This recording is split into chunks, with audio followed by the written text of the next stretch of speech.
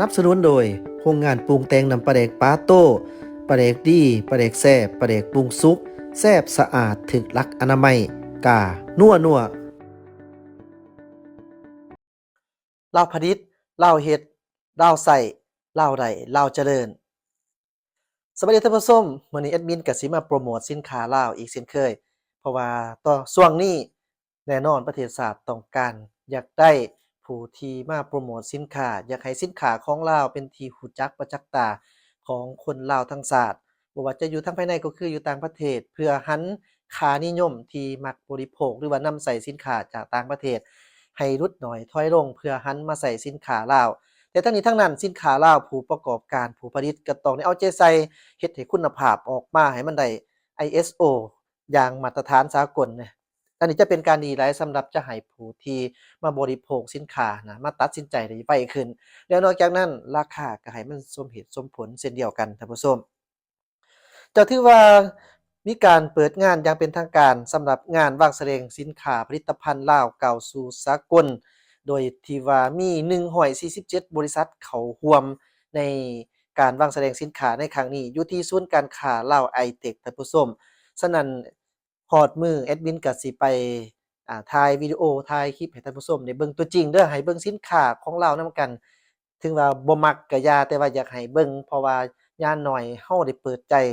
หันมาเบิ่งสินค้าของลาวก่อนเราจะตัดสินใจอันนี้ก็จะเป็นโอกาสดีเป็นการดีเพื่ออยากให้สินค้าของลาวเรานี่มันมีผู้ที่มาสวมใช้แล้วก็มีมาตรฐานที่ดีขึ้นแน่นอนมันก็ต้องเกิดจากผู้ที่สวมใช้ถ้าสวมใช้ไปแล้วถ้าว่ามันบ่ดีเราก็สามารถตำหนิติชมกันได้แต่เพราะว่าเพิ่นจะมีการดัดแก้ปรับปรุงแก้ไขให้มันดีขึ้นนั่นนะท่านผู้ชม ถ้าหากเราส่งเสริมสินค้าของคนลาวแน่นอนผู้ที่เพิ่นผลิตโดยเฉพาะแม่นสินค้า1เมือง1ผลิตภัณฑ์ที่ว่าเป็นสินค้า OTOP ODOP หยังต่างๆนี่ท่านผู้ชมก็ถือว่าคันเราใช้สินค้าของเพิ่นเราซื้อว่าซั่นซะมันก็จะเป็นการส่งเสริมช่วยเหลือหรือว่าอยากให้เขาเจ้าน่ะมีหัวคิดประดิษฐ์สร้างหลายขึ้นกว่าเก่าแล้วก็เพื่อว่าให้เขาเจ้าอยู่รอดมันก็ต้องเกิดมาจากทุกคนที่ให้ความร่วมมือกันในการที่ไปซื้อเครื่องนั่นเอง ในอันนี้ก็ขึ้นอยู่กับผู้ที่ว่ามีความสามารถน้อยหลายเพียงใดเด้อท่านผู้ชมที่ว่าจะไปซื้อสินค้านั้นเพราะว่าบางอย่างนี่สินค้ามันก็หาแพงแต่มันก็เบิ่งตามตัวจริงเนาะครับท่านผู้ชมก็ถือว่าได้เปิดอย่างเป็นทางการสำหรับผลิตภัณฑ์ลาวเก่าสู่สากลในตอนบ่ายของวันที่15กุมภาพันธ์2023ที่ศูนย์การค้าลาวไอเต็กนครหลวงเวียงจันทน์ที่ว่าได้เปิดพิธีวางแสดงสินค้าสำหรับผลิตภัณฑ์ลาวเก่าสู่สากลประจำปี2023โดยให้เกียรติเข้าร่วม ของท่านสอนไส้ศรีพนอนนายกรัฐมนตรีแห่งสปปลาวท่านวิไลวงศ์บุตรดาค่ำเจ้าแขวงจำปาสักท่านมาลัยทองกรมสิทธิ์รัฐมนตรีกระทรวงอุตสาหกรรมและการค้าท่านนางจันทจรวงศ์ไส้รองประธานสภาการค้าและอุตสาหกรรมแห่งชาติลาวพร้อมด้วยบรรดาท่านผู้ตั้งหน้าจากภาคส่วนรัฐบาลองค์การจัดตั้งสากลและภาคธุรกิจเข้าร่วมหลายกว่า200ท่าน โดยท่านนางจันทจรวงศ์ไส้กล่าวว่างานครั้งนี้โดยการจัดร่วมกับสภาการค้าและอุตสาหกรรมแขวงจำปาสักและสคอแขวงทั่วประเทศเพื่อสุกยู่ส่งเสริมให้คนลาวหันมานำใส่ผลิตภัณฑ์ลาวให้หลายขึ้นพร้อมเดียวกันนั้นก็เป็นการปลุกระดมคนขวยเพิ่มทวีการผลิตในระดับครอบครัวให้กลายเป็นสินค้าที่สามารถสร้างรายรับให้แก่ครอบครัวได้ อีกทั้งเพื่อส่งเสริมการผลิตหรือว่าผลิตภัณฑ์ขนาดน้อยให้ก้าวเข้าสู่ขนาดกลางแล้วก็ให้ก้าวเข้าสู่ขนาดใหญ่เป็นอุตสาหกรรมการผลิตทั้งด้านปริมาณและคุณภาพที่ได้มาตรฐานที่เพียบพร้อมกับการแข่งขัน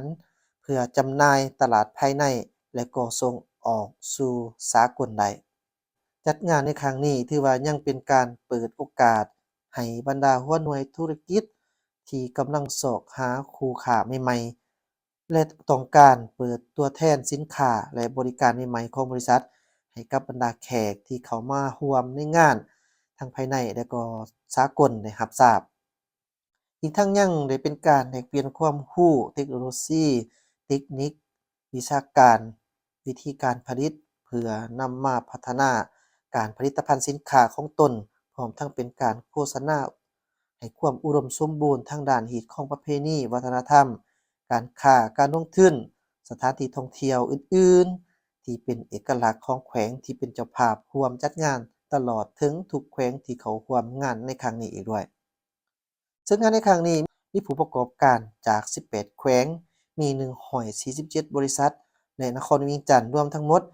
221ห้องว่างแสดงซึ่งประกอบมีสินค้า1เมือง1ผลิตภัณฑ์หัตถกรรมแผ่นแพร่หัตถกรรมไหมปองเครื่องประดับไหมแกะสลักเฟอร์นิเจอร์เครื่องอุตสาหกรรมกสิกรรมเครื่องอุตสาหกรรมปรุงแต่งเครื่องดื่มอาหารรูปภาพศิลปวัฒนธรรมการบริการไอทีและอื่นๆภายในงานยังจะมีจัดสัมมนาให้ความรู้เกี่ยวกับการส่งเสริมเวียกงานมาตรฐานสินค้าเพื่อการส่งออกเวลาที่สนทนาเกี่ยวกับผู้ประกอบการ SME ที่ประสบผลสำเร็จในการปรับปรุงคุณภาพที่เต็มไปด้วยมาตรฐานสากลและเวทีสนทนาผลิตภัณฑ์ลาวก้าวสู่สากลในยุคดิจิทัลและอื่นๆซึ่งจะดำเนินจนฮอดวันที่19กุมภานี้ แต่ท่านผู้ชมอย่าลืมอย่าพลาดแม่นไผอยู่ไกลหรือว่าอยู่ไกลได้มาเที่ยวนครหลวงเวียงจันทน์ก็สามารถเข้าไปร่วม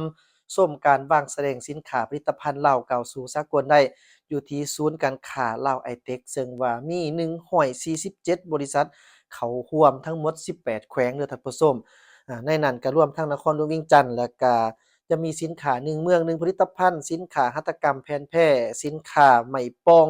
เครื่องประดับหลายๆอย่างเลยกันท่านผู้ชมเข้าไปเบิ่ง เดี๋ยวแอดมินสิไปถ่ายวิดีโอให้ท่านผู้ชมได้เบิ่งอย่าลืมติดตามเด้อ